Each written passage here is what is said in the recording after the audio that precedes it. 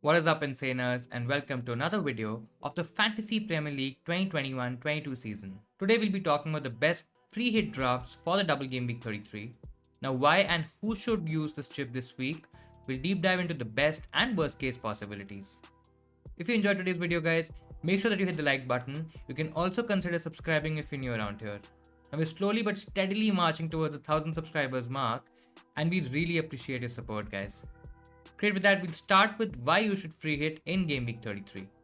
Now, guys, there are a couple of reasons in terms of why you should use the free hit chip in game week 33. The first and the obvious option is that, let's say if you have two free hits available, game week 33 represents a decent upside to chase points. Now, let's say if you have two free hits available, you can't use them one after the other. So that means you can't use one in game week 36 and the other one in game week 37, where we'll see a lot of double game week fixtures. So that leaves you with one potential option, which is game week 33, guys. And there are a couple of teams that you can target to get in a lot of points this week. I mean, of course, those teams and the players have to do well, they have to perform well, but you can get in players from Man United, Newcastle, Leicester, and even Southampton. Now, these teams, you might not want players from them on a regular basis, so you can get those players on a free hit for one particular week for this week, and then you can not have him for the rest of the season. Now, in case if you have a decent team for game week 33, of course, there's no need to play the free hit. You can, of course, get in a couple of transfers, make a couple of moves, and then have as many double game week players for game week 33. Guys, the free hit this week, it also allows you to change your team structure.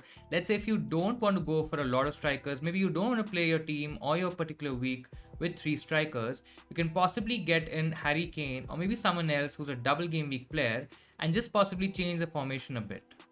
Now, the downside to a free hit is that there are some single game week teams who have decent fixtures, and I think a lot of teams who are not playing their free hit this week might have those players, and they might also benefit from having them. Teams like Liverpool, Chelsea, and even Tottenham have decent games. I think a lot of people would have some popular players from these teams. So the dilemma is real, guys. Whether you go for these players, whether you go for double game weekers on a free hit, or whether you actually use your free hit at all, I think the choice should be yours. In case if you want to chase the upside, you're falling behind in your mini leagues, and you are chasing rank, there's a good potential upside here, guys. And I think if you have 2 free hits available, then you should use your free hit, at least one of the free hits this week. Now with that, let's get into our first free hit draft in game week 33. Now this is the first draft that we have for this free hit, guys, for free hit in 33. Now it's a combination of a few single game week players which I feel are very essential for your team this week. And if you don't have him in your team, you can actually lose a lot of rank. In goal, we've got Schmeichel. The alternate option here is Dubravka as well, guys. Dubravka has slightly better fixtures, and from a defensive point of view, I feel Newcastle are a better team than Leicester, who can even keep 2 clean sheets in this double game week.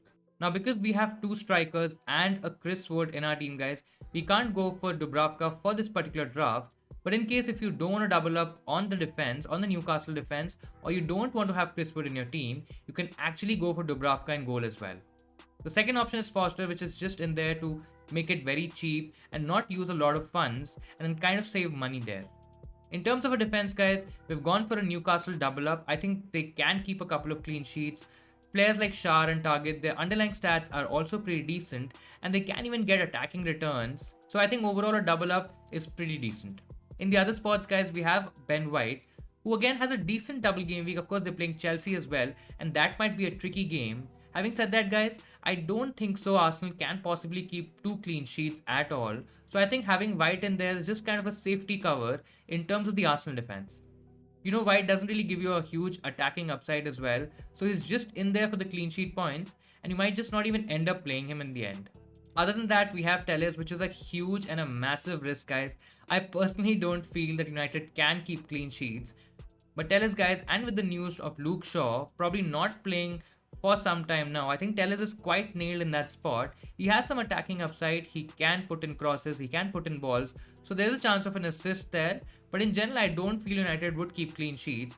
But in case, again, at the end of the day, if you are chasing hauls, I think Telles is a decent option to go for. Now, guys, if you don't want to go Tellers, you can of course go for a Trent Alexander-Arnold, who has a single game week but has United. And we all know that Liverpool did really well in the reverse fixture early on in the season, and I think Trent could still do well. Now, if you have Trent, you will have to make some sacrifices, maybe somewhere in the midfield or even an attack, but that's a potential option. The final option is Cancelo, guys. I think he's pretty much nailed. I think he's gonna play. He's suspended from the first leg of the semi-final in the Champions League as well, guys. I think Cancelo could really give you massive hauls this week and even beyond. And I think having him on a free hit really makes a lot of sense.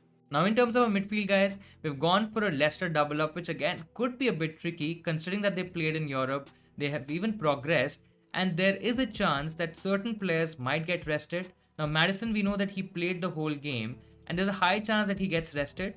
But again, with Maddison, there's a huge upside. I still feel he's a better player than Barnes. He has better underlying stats. He's more creative. He can get you a goal as well. And I think there's just more avenues to points for James Maddison as compared to Harvey Barnes. Harvey Barnes in general has also not been that great. He's been in fact very poor in the last few games. And I feel that he could play, or he might even end up playing both games, even possibly lasting for 90 minutes for both games. But I just feel Maddison is the better player.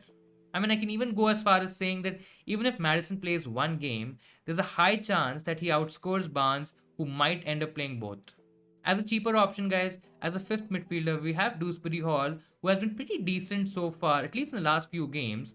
And he's literally very cheap, guys. He's only 4.4 million, and that really gives you a lot of value from a particular option. Apart from that, we've gone for Bruno Fernandes and Bukayo Saka as our double game week option, guys.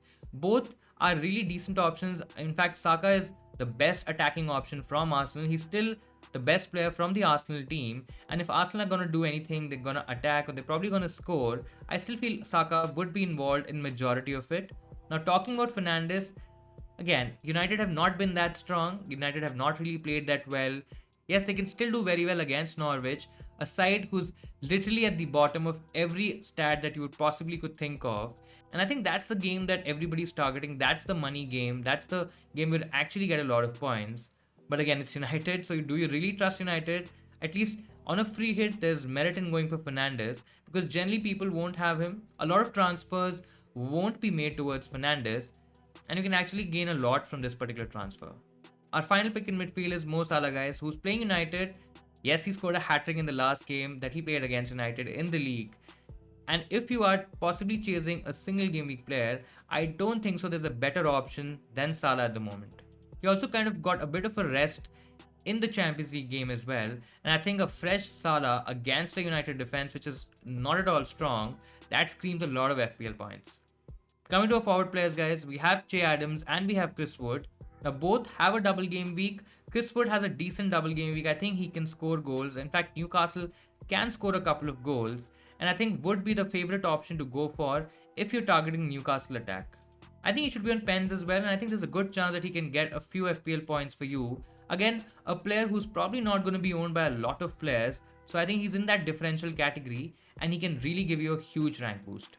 Adams also, again, Southampton have been okay, at least in attack they've been decent. Defensively, they've been doing really bad, but Adams can still score. I think he's a better option than Broha. If you can afford an Adams in your team, I think you should definitely go for it. At the end of the day, you might not even end up playing him, but in case if he's in your playing 11, then it definitely should be Adams. On the other hand, if you're just looking for a bench option, then you can actually have Broha and save in some money. The third option is a single game week player, guys. He's the most informed forward, at least at the moment. Harry Kane. He's scoring a lot of goals. He's assisting as well. He's scoring a lot of FPL points as well. He's in great form. And if you can't afford to get in a Son this week, you should definitely have that Tottenham cover with Harry Kane. Or I still feel Harry Kane is slightly the better option. Of course, Son has been doing really well over the past few weeks. But with this structure, with this team, I think it'll be a little difficult to get in a Son. You'll probably have to sacrifice on a Bruno Fernandes, and that would be a tricky decision to make, guys. Coming to the second free hit draft for Game Week 33, guys. Now, in this particular draft, we've kind of retained the same defense. We've gone for a double up on Leicester as the first draft, but the second option here is Barnes instead of Maddison. Now, how is that possible, right? In this particular case, we don't have Mo Salah. We have Kevin De Bruyne instead. Now, I think if he's injured, if he's not going to play, then possibly he's not an option. So we'll have to check on in terms of any news, any information that we get in terms of the De Bruyne injury and whether he'll be fit to play in the Premier League in game week 33. Now, in case he's not, there are a couple options that you can go for. Of course, you can go for Salah as in the first draft. In that case, you won't be able to afford Barnes. The other option is actually going for Son and then doubling up maybe on Kane. And if you don't have Kane, at least for a single game week player, Son is a decent option to go for. Picks like Fernandes and Saka remain the same, guys. We also have Broha in our attack. We have Wood as well, who retains the spot from the first draft. Now, because we have to save some money, because we're probably even playing only a two-man forward line, we can afford to have Broha. And instead of going for a Kane, guys, we can actually go for Ronaldo and chase the upside. I feel Ronaldo is fit. His underlying stats are still okay in spite of him not scoring enough this season. But I still feel in case if you are going all out in terms of United players, having a double up on Fernandes and Ronaldo could be massive, guys. Yes, I know there's a big risk involved.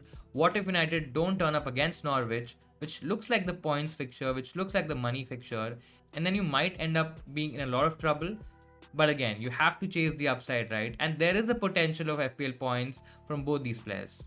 In terms of the third draft, guys, we've done things a bit differently here. Now we've upgraded a Cancelo to a Trent because I think Trent is also showing a lot of promise, showing a lot of value. And against United, which is a leaky defense, I think Trent can even get an attacking return in this game. As mentioned in the earlier draft, guys, we've gone for Son here. We've retained the double up on Barnes and Maddison. Of course, Fernandes and Saka still remain the same. And instead of, again, we have Ronaldo in this draft. You can even go for Kane in case if you want to double up on the Tottenham team who look in really good form at the moment. Now coming to the final draft, and this is where things get a bit interesting, guys, because in this particular draft, we've not gone for any single game week players. We've only gone for players who have a double game week. Now this is also a play that you can go for. I mean, there's absolutely nothing wrong with going for players who have a double game week. Of course, you are chasing the upside. Of course, you are getting an extra fixture for majority of the players because majority of them are going to start both the games and you can actually go and attack the game week. In goal, we have the likes of Schmeichel and Pope, guys. I know Pope is not the best option available out there. He might even not end up getting a single clean sheet. But in that case, you can possibly just go for Schmeichel and play him instead. In terms of the defense, guys, we have retained the likes of White, Schär, Target, and Telles, and now we have Walker-Peters from Southampton, but that might just be a bench option and you might not end up playing him. In all honesty, guys, I don't really trust the Southampton defense to keep any clean sheets, and they are conceding a lot of chances. They look quite leaky, and I think it'll be the right call to not play him ahead of someone like a Schär or a Target, or even Telles for that matter, who might have better attacking upside. In terms of the midfield, guys, we've gone for the double up on Martinelli and Saka. Again, one game of Arsenal is against Chelsea, so that's a bit tricky and they might even blank in that particular game. But then again, you're chasing the upside, you're chasing these hauls, and I think the likes of Martinelli and Saka, they can still do well overall in this double game week. Now, apart from that, we have the double up on Leicester as well. We have the likes of Barnes and Maddison. I feel Barnes is probably going to get more minutes than Maddison in this double game week. But then again, Maddison can still haul coming out from the bench and score some FPL points. As a fifth midfielder, we have Fernandes. We don't have Salah because we're going all out in terms of double game week players. And Fernandes can still haul at least against Norwich, if not against Liverpool. In terms of attack, guys, we have Adams, we have Wood, and we have Ronaldo, which looks like a set combination in case if you want to go for double game week forwards who have 2 games this week. In the end, guys, I don't think so there's one particular best draft out there. It totally depends on your strategy and the way you want to play your free hit. Of course, you can have a combination of some single game week players and then some decent double game week options. Or the other way to go is to possibly load your team with the maximum double game week players and then try to gain advantage from that. So guys, that'll be all from my side. I hope I was able to give you some clarity in terms of a free hit if you are using the chip in game week 33. Do let me know in the comments below if you are using the free hit chip and what kind of players you're targeting for your free hit team. Also guys, do smash that like button if you enjoyed today's video. Don't forget to subscribe to the channel as well. Keep tinkering with your teams, guys, and I'll see you insaners next time.